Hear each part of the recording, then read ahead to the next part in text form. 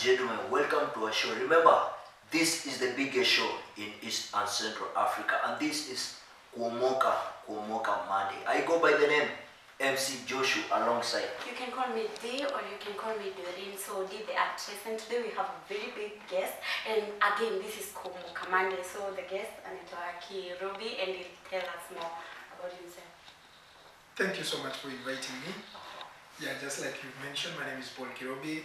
I'm a journalist. Who is Kirubi? Kirubi nani Kirubi?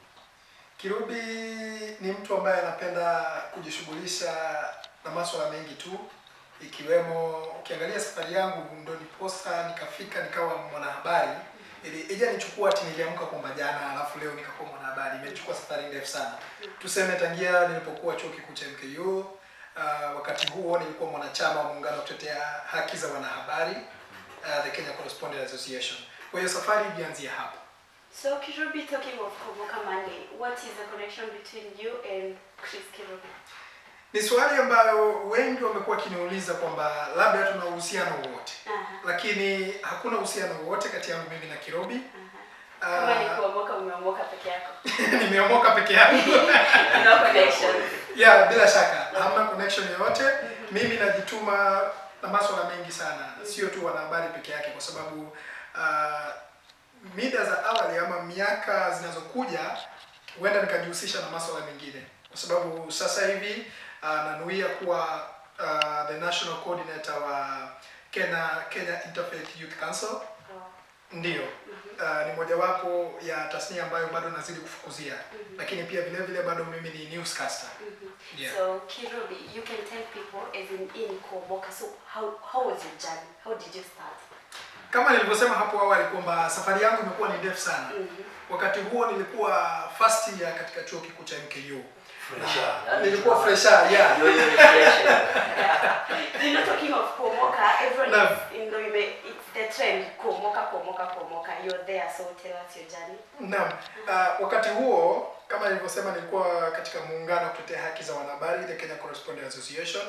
Na nilipata hiyo connection kupitia kwa dada yangu fulani ambaye alikuwa anajuana na mwenyekiti, who is the chairman. Ni connection hiyo. Yeah, bila shaka, lakini pia unafaa kujituma. Si ati kwamba kitu unaketi pale alafu itajileta mezani, haiwezekani bwana. So unataka kumaanisha itamu huwezi survive kama una connection ama? No, unaweza ukasurvive. Kuna watu wengi sana ambao wamefanya biashara mingi mno. Na hata hiyo connection unajituma. Yeah, unastahili kujituma. Na sio lazima. Ukiangalia sasa hivi asilimia tangia kuwepo na corona, asilimia 1.6 ya watu wamekosa ajira.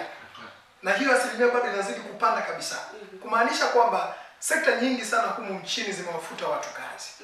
Kwa hiyo ukishafutwa kazi, nini kingine ambacho unastahili kufanya? Ni wewe mwenyewe ujitume, ufikirie wakati huu wa corona watu wanahitaji nini? Watu wanahitaji sanitizers, watu wanahitaji mask na vitu kama hivyo. Kwa hiyo utaanzia wapi? Hapo linakuwa ni swala gumu sana kwa vijana kujua wataanzia wapi. So you started as a student and then the connection? Yeah, wakati huo nilipojiunga na muungano kutetea haki za wanahabari, nilikuwa napata invitations katika mikutano, conferences, meetings za kutetea haki za wanahabari, na vile vile kujua ni jinsi gani ambavyo wanaweza ukadhibiti usambazaji wa taarifa ambazo hazifai, taarifa zisizoaminika. Kwa sababu sasa hivi ukiingia kwenye social media kuna taarifa mingi sana. Watu wengi, kila mtu siku hizi amekuwa ni mwanahabari. Kila mtu ukicheki pale WhatsApp unapata updates. Yaani kila mtu ni katu anakuwa msee wa Jona. Naam, bila shaka. So kwa hiyo nilipoingia pale nilikuwa na invitiwa kwa hizo conferences, na mimi nilikuwa mtu ambaye sikuwa napenda kuketi sehemu moja. Mimi ukanionyesha hapa kwamba hapa ndio utapata career yako, nitajipenyeza. Umeona? Kwa kuzungumza na wengine ulifanyaje, vitu kama hivyo. Kwa hiyo nilianzia pale. Nilipotoka katika muungano, wakati huo nilipokuwa chuo kikuu cha MKU, nilipomaliza nikaenda attachment katika mojawapo ya runinga kule Thika, nikawa kama reporter. Yule ambaye unakwenda huko kule nje, unakusanya taarifa, unakuja unaripoti saa moja. Na hiyo ilikuwa a very big move. Yeah, bila shaka, kwa sababu with no connection, just bidii yako. Yeah, bidii yako, unaamka asubuhi unasema nini ambayo nahitaji kufanya siku ya leo. Natafuta tuseme attachment ama internship. manake kidogo inaendana. Yeah. Kwa hiyo baada ya nilipoamka asubuhi nikawa najituma kila wakati. Nakumbuka kuna wakati fulani walikuwa wanaitisha audition Focus TV pale kwenye mojawapo ya runinga, nadhani unaifahamu. Na wakati waliitisha audition tulikuwa watu wengi sana, takriban 400 watu 400 walifika kwenye hiyo audition.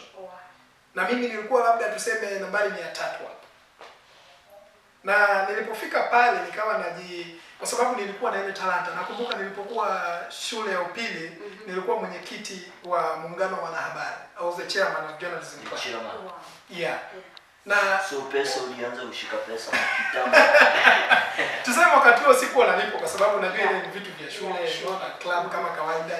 Nilianza kitambo. Nilianza kitambo. Kwa hiyo ni kitu ambayo imekuwa ndani yangu mimi. Imekuwa ni talanta na kitu ambayo nilitarajia kufanya. Ni talent na career tu. Bila shaka. Kwa hiyo tuseme haijaanzia tu nilipofika katika chuo kikuu, lakini nilitaka sana kupenyeza kwenye industry. Na unajua industry ya journalism ina changamoto kubwa sana. But again they say ukiwa na passion ya kitu, nothing can bring you down. Bila shaka. Passion ya kitu na utie bidii, you just get it. So your journey as a reporter then. Nilipotoka pale kama mtangazaji ama reporter kwenye mojawapo ya runinga kama niliposema, kisha nilipomaliza nikasema wacha kwanza sasa nitafute kazi.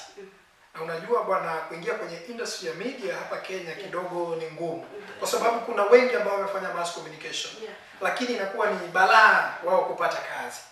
Kwa hiyo nilipoanza kutafuta internship nikazunguka kwenye hizi runinga ambazo zimekuwa zikipeperusha habari, ikawa ni vigumu kupata.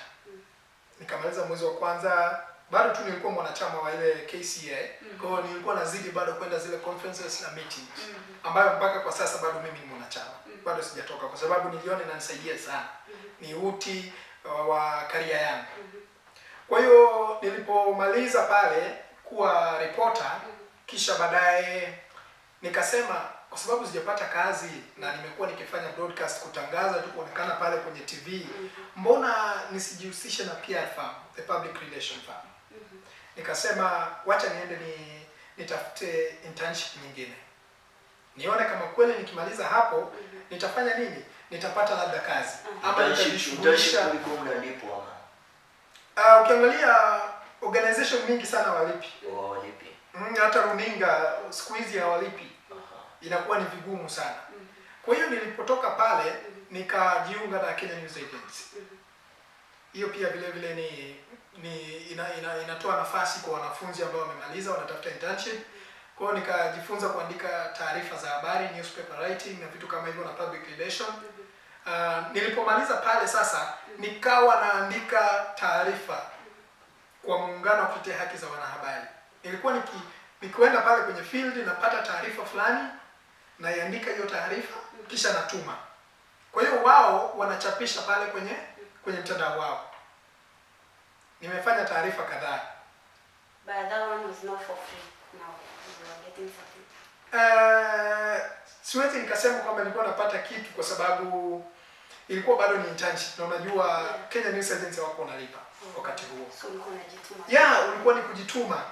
Kama iwapo wewe mwenyewe unahitaji kitu fulani na ni passion ndani yako na unahisi kwamba bado hujafikisha ile kiwango, hata ukapatiwa nafasi sasa hivi ufanye, ndio itakuchukua muda ili uweze kuwa best. Lakini hakikisha kwamba wewe unaweza ukafanya kitu apart from kile ambacho unafanya kwa sasa, uko na kitu kingine ambayo inaweza kukusaidia maishani.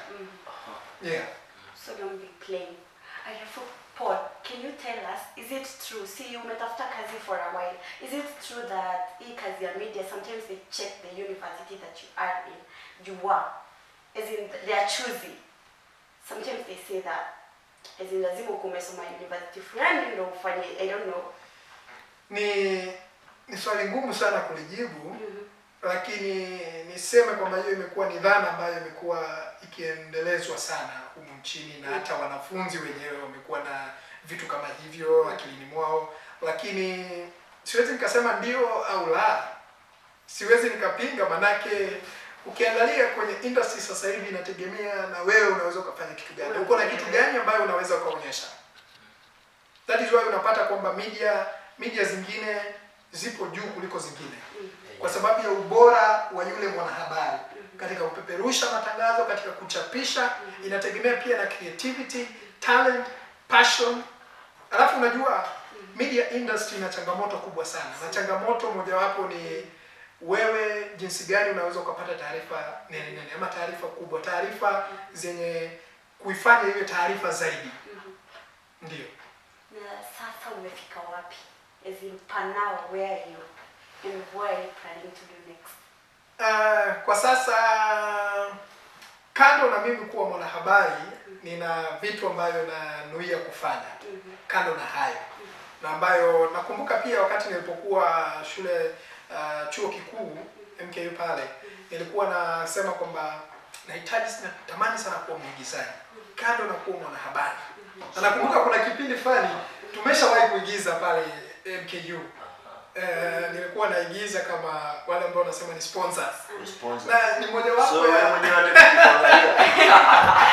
mwenyewe ni ka sponsor. Now, can you do some acting action? So let me say you're my dad, and I tell you maybe you unaweza fanya any part. Sindio? As in an actor, you can do anything.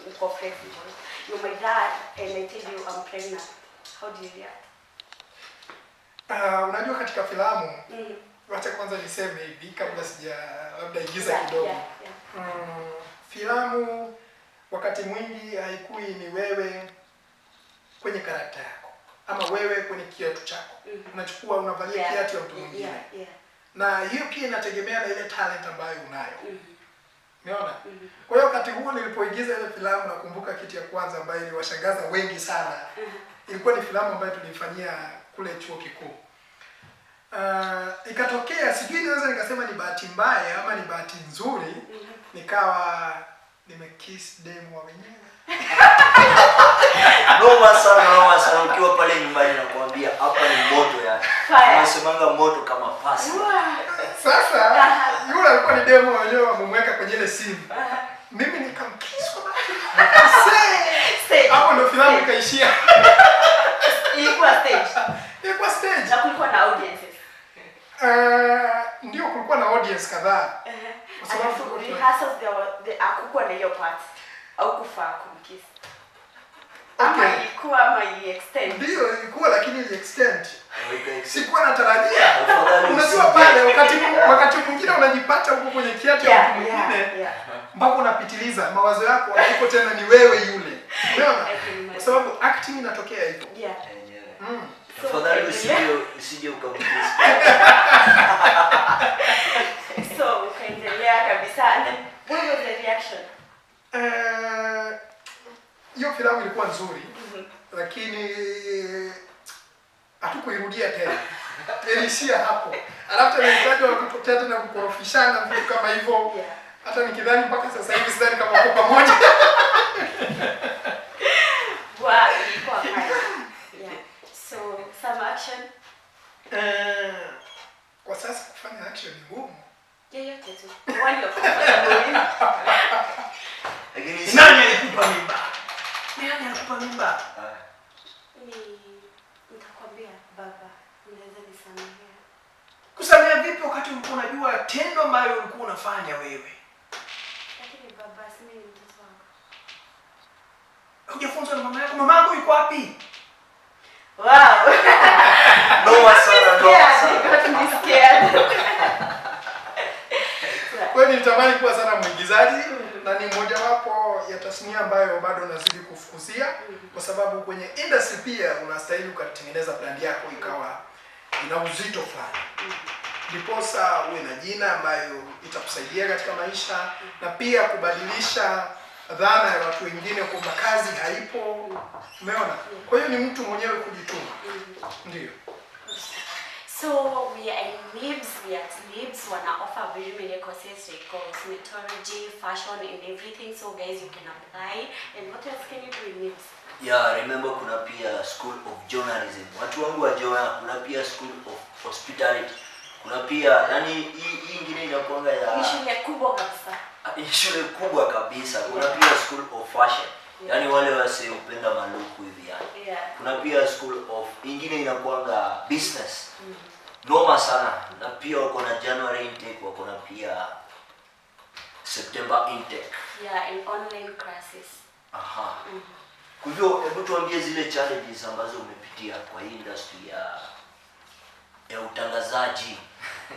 Mojawapo ya changamoto ni kama nilivyokuwa nimesema hapo awali kwamba kutafuta kazi ni ngumu, wewe mwenyewe ujitume, na iwapo una ari na mori ya kuwa mtangazaji, hebu ngoja kiasi. Nimesikia ari na mori. Jitihada. Iwapo una jitihada, wewe unataka kuwa mwanahabari, usisubiri kwamba uandikwe. Wewe pia unaweza ukajiandika kwa kuchapisha taarifa za habari, na uhakikishe kwamba unakuwa na mtu labda jicho la pili, ambayo usichapishe taarifa za uongo. Manake iwapo kama wewe mwenyewe unahitaji kuwa mwanahabari, hakikisha kwamba umekuwa registered kama mwanahabari, unajulikana na muungano wa wanahabari nchini Media Council. Una register wapi? Unajua kuna mtu ana watch akiwa pale nyumbani. Una register wapi? Media Council. Media Council. Yeah, Media Council. Ukishaenda pale utapatiwa na watathibitisha kwamba wewe umemaliza shule, vyeti vyako, unataka kuwa mwanahabari wa taarifa gani, vitu kama hivyo. Ukishapatiana details zako, basi hivyo utapatiwa ile kadi na uanze kufanya kazi. So now, what will you tell people at home? Utambiaje, someone is watching you and they are saying like they want to be like you. Utamwambiaje? But they haven't started. They just want to be like you and they want to start. Where can they start? Kwa wale ambao wananitazama pale nyumbani, kitu ambacho ningependa kusema ni kwamba usisubiri kwamba kitu kizuri kijilete pale mezani. Manake ni wewe na bidii zako ambazo zitakufanya wewe kuwa mtu ambaye unatarajia kuwa mida za baadaye ama miaka za baadaye. Kwa hiyo tangamana na watu ambao wana manufaa katika maisha yako, wala sio watu ambao labda huenda wakakupoteza katika maisha yako. Manake hapo ndio kumekuwa na changamoto kubwa sana. Unapata vijana wengi wanajihusisha na makundi ambayo hayatawasaidia katika maisha. Kwa hiyo mwisho wa siku unapata kwamba ile kozi ambayo umefanya haina manufaa tena kwako. Watu wengine huenda hata wanabadilisha ile kozi. So at the end of the day you got yourself. So lazima you have to. Yeah, you have to, kwa sababu katika dunia mimi husema kwamba hakuna kitu ambacho hakiwezekani. Kila kitu kinawezekana, na kila kitu ambacho kipo chini ya jua ni yetu sisi wote. Kwa hiyo inategemea ni nani. Hakuna mtu specific. Inategemea wewe unajituma kiasi gani. Una malengo yapi katika maisha yako. Na ni kipi ambacho unahitaji. Na ni nani na nani ambao wanaweza kukusaidia kufika pale. Kwa hiyo ni wewe mwenyewe. It is up to you. Don't expect anybody to come from outside to come and assist you pursue your career or other goals. Sasa nikuulize swali, ushipatana na mtu akakwambia siko na mafans pale. Bila shaka. Ushipatana na mtu akakwambia wewe huwezi anything, akakudiscourage yani. Okay, yeah, mara mingi inatokea. Hiyo ni kitu ambacho inatokea haswa kwa vijana. Niliwapulizia tu mbali. Unajua mimi nakuaga mtu mfani sana. Ukiniambia kitu ambacho naona kweli huenda ikapoteza morali yangu ama huenda ikafanya mimi kukosa kufikia malengo yangu, sitakusikiza. Hapo tu utasema basi hiyo itapita, itatokea, itaingilia huko, itatokea huko. Sitashughulika nayo. Yeah. So the first time when ulianza kuface something like that, you were that strong? Yeah. Ama uli grow to be strong as in hata uambiwe nini? Ama you were like that? Yeah, bila shaka. Alafu unajua kitu fani sana na hii maisha. Watu wengi ambao wanakudiscourage ni watu ambao labda wakati mwingi ni warika moja, mnatoshana kimiaka, vitu kama hivyo. Lakini huwezi ukapata mzee ambaye ana heshima zake anakuambia vitu kama hivyo, kwa sababu yeye ana kusudio njema katika maisha yako. Na anatarajia siku za usoni uwe wa manufaa katika jamii. Kwa hiyo hawezi kukwambia vitu kama hivyo. Ndiposa nikasema angalia ni kina nani ambao unatembea nao. Ni kina nani ambao unatangamana nao. Watabadilisha maisha yako namna gani? Ni vitu gani ambavyo nyinyi mnafanya kama vijana? I'll ask you, this is a bit personal, but now you see everyone, ladies actually, were at home. So, are you taken, single, dating? Taken, single, dating. Niseme kwamba kwa sasa Manake kuna sababu tofauti ambayo inamfanya mtu aingie katika mahusiano. Usije utakaingia tu katika mahusiano kwa sababu watu wako pale. Kila mtu ana lengo na kusudio lake. Mimi kwa sasa wacha nisitoroke hiyo swali ambayo unauliza. Nipo katika mahusiano. Wewe saizi uko kwa, yaani uko na mtu saizi. Nipo katika mahusiano. Nipo katika kupata crush huko nyumbani. Najua kuna wanadada wanatoka. Hamna tatizo. Kwa sababu katika maisha kila kitu ina kusudio lake. Ukiwa katika mahusiano, labda unahitaji mtu ambaye atakusaidia katika maisha, mtu ambaye atakupa mwelekeo katika maisha, mtu ambaye labda ukaanguka kidogo atakushika na kuinua, mtu ambaye atakupa morali ya wewe kufanya kazi kila siku na kusema mtu ambaye atakukiss.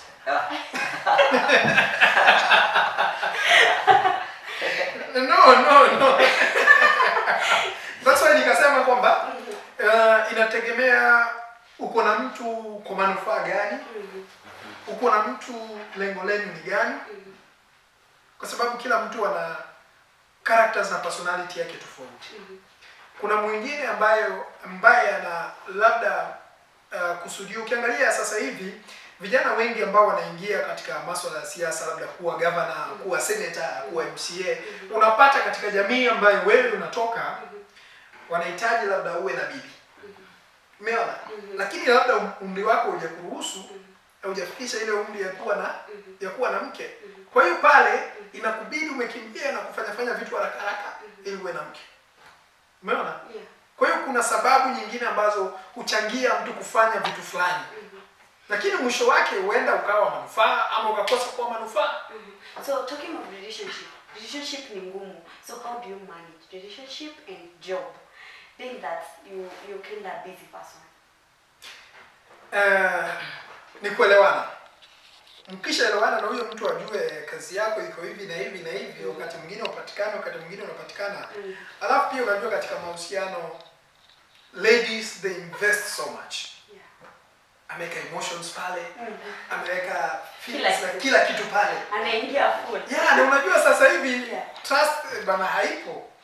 Katika maisha ambayo tunaishi sasa hivi, trust kidogo sana, asilimia kama 20 juu ya corona. Wewe kuaminiana.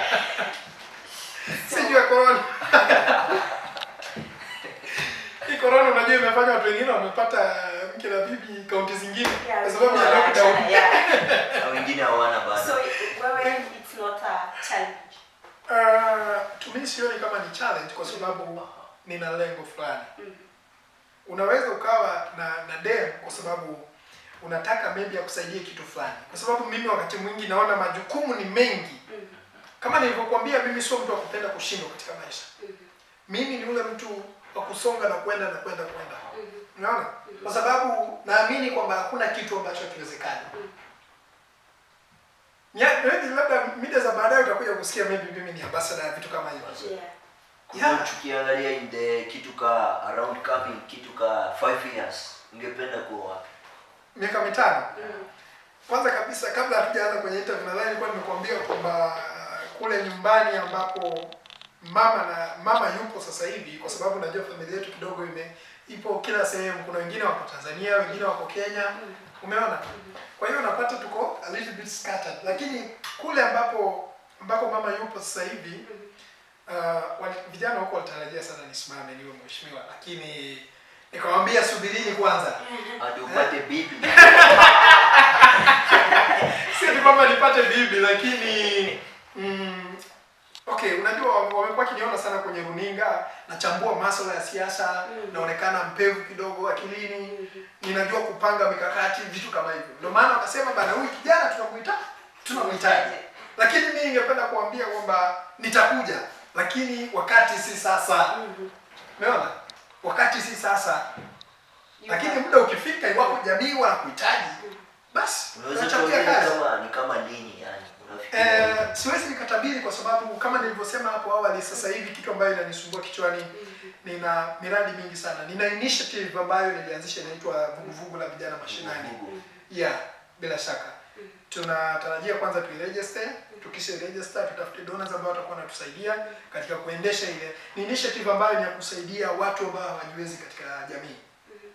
Tumeshafanya event kwanza. Kwa hiyo tunatarajia tukisha register na vitu kama hivyo iwe ikubalike kuendesha operation zake. Pia vile vile nanuia kuwa the national coordinator of the Kenya Interfaith Youth Council, ambayo pia ni masuala ya vijana na kusaidia katika kupigana vita dhidi ya utumizi wa madawa za kulevya. Kwa hiyo nina vitu vingi ambayo ina run kwenye akili yangu kando na wanahabari ambayo nafanya sasa hivi. Kama nilivyosema tena hapo awali kwamba mimi ni mwigizaji. Kwa hiyo ni kitu ambayo bado nafukuzia na labda biashara zingine ambayo labda nanuia kufanya kule nje.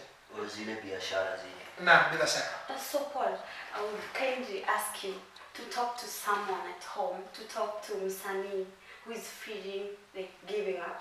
You know, wasanii wanapitia depression, those people in media industry. So talk to them, say something. Kitu ambayo ningependa kusema kwa wale, ndio tunafahamu industry kidogo ina changamoto na aswa wakati mwingi unapata kwamba ni swala la mahusiano.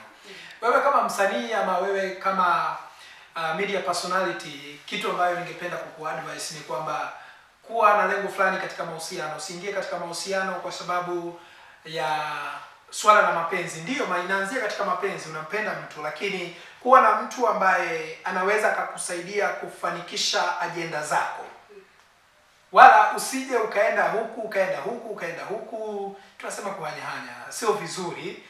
Manake mwisho wa siku uende kukuharibia familia. Ni mojawapo ya kitu ambayo imekuwa ikiwasumbua watu wengi sana na ambayo inachangia katika hii ambayo tunaita ni suicide. Alafu pia labda nitoe onyo kwa wasanii na wale ambao wanatumia pesa vibaya, manake huwezi ukajua kesho mambo yanakwenda vipi. Wakati maambukizi ya virusi vya corona ilipozuka humu nchini Kenya, watu wengi walikosa mwelekeo, wengine wakapoteza kazi, na kuna wengine ambao walikuwa wanapata pesa nzuri tu, mishahara nene, mishahara kubwa, na unapata wakati ambapo janga la corona lilipokuja ikawapata hawana lolote, walikuwa tuna kile cha kutia mdomoni. Kwa hiyo kile ambacho ninge advice wale ambao wako pale nje ambao wanapata pesa nzuri, hizo pesa muhifadhi katika kitu ambayo ina manufaa, kama vile biashara, vitu kama hivyo.